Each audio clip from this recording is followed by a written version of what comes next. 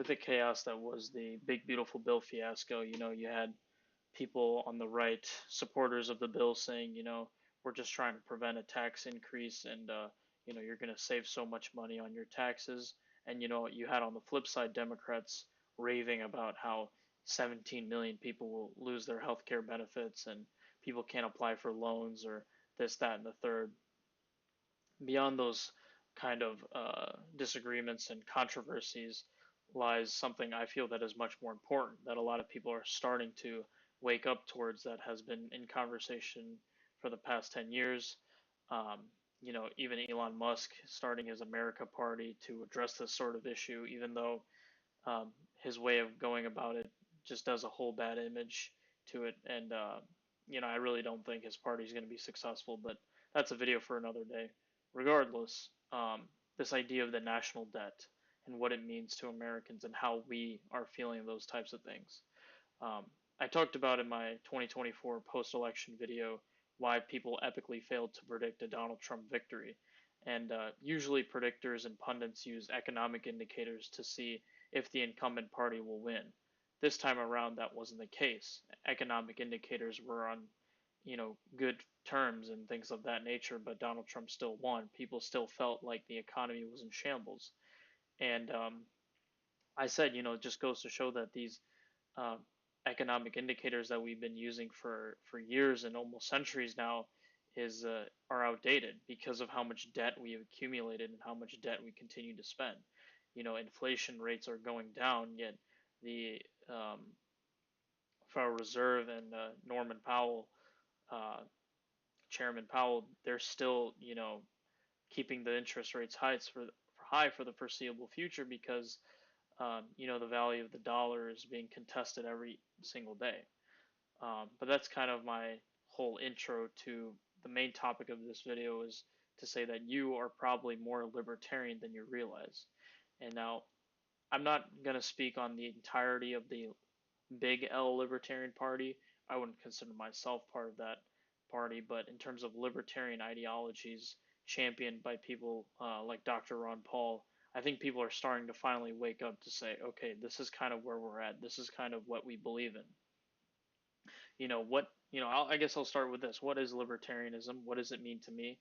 Um, I think the best sentence to describe libertarianism is live and let live, right? We have choices. We have personal choices about how we would like to live our lives, and we're pretty happy with our choices. And if we don't like our choices, we obviously change them. If we're not happy, we change them, right? And we also tend, as good humans, to not to judge other people. As long as you're not hurting me and I'm not hurting you, then we can go be on our separate ways. So that is kind of the guiding principle. A lot of people refer to as the non-aggression principle of libertarianism. Things like free speech, privacy, keeping the government out of your life as much as possible. Doesn't that make sense? The government is not supposed to be, you know, your pastor. The government's not supposed to be your father. The government's not supposed to be anything but an entity, an institution that helps you when you absolutely need it, and such and so forth. But what makes up a libertarian ideology, right? I also talk about free markets. Um, you talk about, you know, things of free trade restrictions, right? The tariffs were such a big thing this year, and in the foreseeable future, Trump is a big fan of tariffs. A libertarian simply says, "Hey, if people want to trade, they want to trade." The idea of the invisible hand, if you ever taken an economics course, is this idea that people will always get the best outcome in a free open market. Now, that is to say, of course, monopolies exist and government collusion and corruption exists, but that's obviously very much crony capitalism, right? It's the same way a socialist will tell you that, um, North Korea is not really a socialist country because there's no democracy or, there's corruption in higher powers that be, right? So, and another thing, another misconception I want to say is that libertarianism is not really a far right ideology.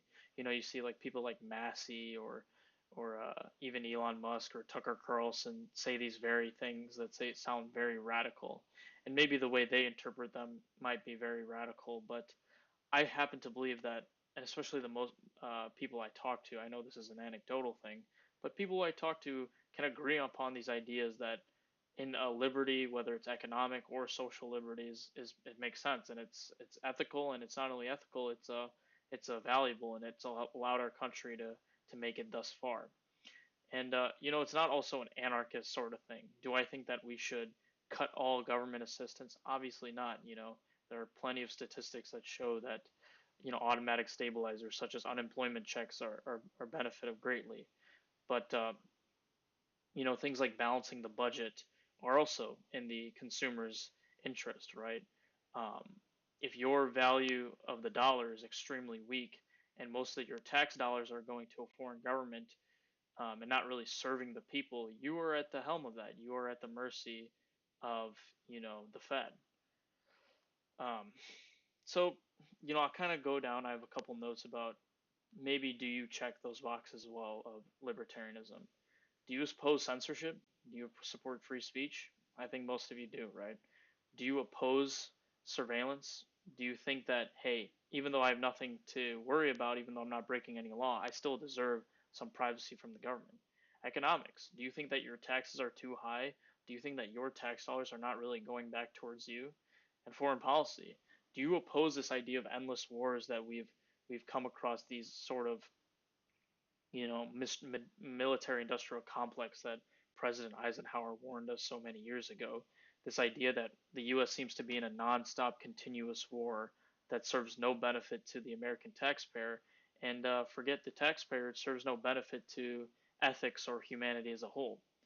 And drugs and a lifestyle. I'm sure many of you have your own personal opinions about how you want to conduct your life, whether it's gay marriage, whether it's, doing whatever you feel is best for yourself, given that you're of age and such and so forth. But, does it really matter if someone is doing a certain type of drug, let's say marijuana, and as long as they're doing it in their private consumption, if it's not going to affect you, if it's not going to hurt you, um, is that really, that bad? Is that really something we need to put a law in place and enforce and police that? The answer is probably no. So all these things, are pretty agreeable and pretty commonly held, whether or not you're considered yourself a leftist or a conservative or a progressive or whatever you want to call yourself these days. So I gotta just want to end with this. I think as we move forward, in my last video, I talk about Mamdani. I talk about this rise of socialism, this rise of populism that is coming from the right with the MAGA Republicans as well as the left with this Mamdani, Bernie Sanders-esque sort of thing. But I want to close with the fact that all of these people who subscribe to these ideologies essentially are very libertarian minded, in my opinion. I just feel like that the policies that these politicians happen to push behind closed doors or to tie up nicely in a bow tie directly contradict what the Constitution says, and more importantly, what we the people believe in. That we just want to live in a society where we let live, we live ourselves and we let other people live. As long as you're not hurting me, as long as I'm not hurting you, then so more power to us. And I think the most strides in American history, the biggest strides, even from the signing of the Declaration of Independence, that's what America was founded on. This idea that you know we were willing to play ball with the King of England, King George, but until he stepped on our liberties, until he violated the non-aggression principle as a government force, then we decided to take matters in our own hands. And this has been reflected time and time again, from the Civil War to the World War II, or any kind of impressive feat in American history. The rise of all this technology and hell, even AI today. This is all because of just this simple concept of live and let live. But let me know what you think. If you disagree, let me know. If you like the video, like it. If you dislike it, dislike it. And I am out.